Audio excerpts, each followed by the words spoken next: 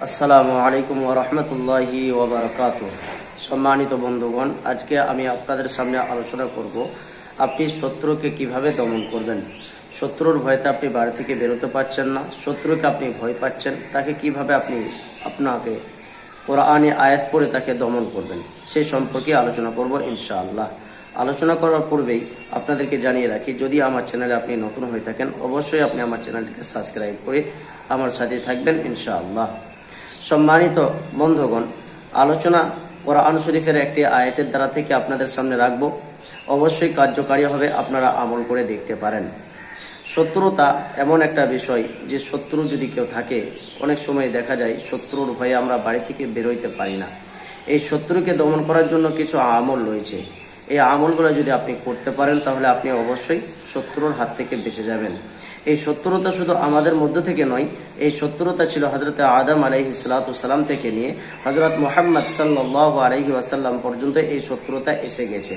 তাই এই শত্রুকে দমন করার জন্য হযরত আদম আলাইহিস সালাম থেকে নিয়ে হযরত মুহাম্মদ সাল্লাল্লাহু আলাইহি ওয়াসাল্লাম পর্যন্ত যত নবীরা এসেছেন সকল নবীরা কিন্তু লড়ে গেছেন, আর সমস্ত নবীরা আমল করেছেন। যেমন বিশ্বনবী সাল্লাল্লাহু আলাইহি ওয়াসাল্লামের একটা ঘটনায় পাওয়া যায় যে যখন তার শত্রু ঘোড়ার পিঠের ওপরে চড়ে আসছিলেন, আল্লাহ নবী সাল্লাল্লাহু আলাইহি ওয়াসাল্লাম আল্লাহর কাছে সাজদারত ভাবে চেয়েছিলেন কি, আল্লাহুম্মা গফিরহু বিমা শি'তা। সঙ্গে সঙ্গে ঘোড়া আপনার পা দুমড়ে মাটিতে পড়েছিল এবং মাটিতে গেড়ে গিয়েছিল। শত্রু বুঝতে পেরেছিল যে মুহাম্মদ সাল্লাল্লাহু আলাইহি ওয়াসাল্লাম আমার প্রতি বদদুয়া করেছেন। তো শত্রুকে দমন করার জন্য অবশ্যই আমল রয়েছে, সেই আমল আপনিও করতে পারেন, আপনিও আপনার শত্রুকে দমন করতে পারেন। শত্রুতার আমল অনেক রকম রয়েছে, তার মধ্যে থেকে আজকে যে বিষয়টা আলোচনা করব সেটা হবে কোরআন থেকে, যে আমলটা অবশ্যই 100% কার্যকারী হবে ইনশাআল্লাহ। সম্মানিত বন্ধুগণ, অবশ্যই আপনারা ভিডিওটা শেষ পর্যন্ত দেখবেন, তাহলে আপনারা বুঝতে পারবেন। আর এই শত্রুকে দমন করতে গেলে আপনার প্রতি যে শর্ত রয়েছে, আপনাকে অবশ্যই মুমিন হতে হবে, আপনাকে নামাজি হতে হবে। যদি নামাজি হয়ে থাকেন তাহলে অবশ্যই আপনি শত্রুকে দমন করতে পারবেন।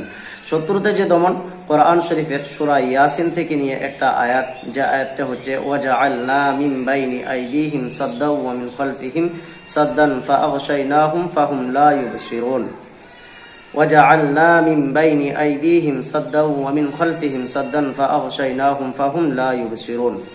আবারও পড়ছি, وجعلنا من بين أيديهم سدا ومن خلفهم سدا فأغشيناهم فهم لا يبصرون। এই ছোট্ট একটা আয়াত যদি আপনি এটা নামাজের পরে পরে, প্রত্যেক নামাজের ফরজ নামাজের পরে পরে দোয়া শেষ করে ওই জায়গায় বসে আপনি 7 বার করে শত্রুকে স্মরণ করে আপনি পড়বেন। রাস্তাঘাটে যখন আপনি বার হবেন অবশ্যই আপনি শত্রুকে স্মরণ করে এটা প্রায় সময় আপনি পড়তে থাকবেন। পড়লে আপনার লাভটা কি হবে, যদি নিজের শত্রুকে, যত বড়ই শত্রু হোক না কেন, যদি তাকে স্মরণ করে এই ওয়াজআলনা মিন বাইনি আইদিহিম সাদ্দা ওয়া মিন খালফিহিম সাদ্দান ফাআগশাইনাহুম ফাহুম লা ইউবসিরুন, এই আয়াতটুকু আমরা পড়তে থাকি, তাহলে সেই শত্রু দমন কিভাবে হবে একটু জেনে রাখি। এটা যদি আমরা শত্রুকে খেয়াল করে পড়তে থাকি, হয় আল্লাহ তাবারক তাআলার কুদরতি ক্ষমতার দ্বারা থেকে সেই শত্রু ধ্বংস হবে, নচেত সেই শত্রু যত বড়ই শত্রু হোক না কেন আপনার কাছে যে কোনোভাবেই হোক না, সে আপনার কাছে ক্ষমা চাবে, আর না হয় সে শত্রু একদম চুপ হয়ে যাবে, আপনার আর শত্রুতা করবে না। ওই জন্য কোরআন শরীফের একটা ছোট্ট আয়াত, যদি এই আয়াতটা আমরা পাঠ করে থাকি তাহলে অবশ্যই আল্লাহ তাবারক তাআলার কুশলে সেই শত্রু দমন হবে। এই আমলটা হযরত পীর জুলফিকার দামাত বারকাতুহুম তিনিও আলোচনা করেছেন। তিনি নিজের জিন্দেগির এই ঘটনা ঘটেছে, সেই ঘটনা উনি নিজের বায়ানের মাধ্যমে তুলেছেন, তাই আমি আপনাদের সামনে তুললাম। আপনারা অবশ্যই আমল করতে পারেন এবং আমল করে নিজের শত্রুকে নিজেই দমন করতে পারেন ইনশাআল্লাহ। আজকের ভিডিওটা এই পর্যন্তই।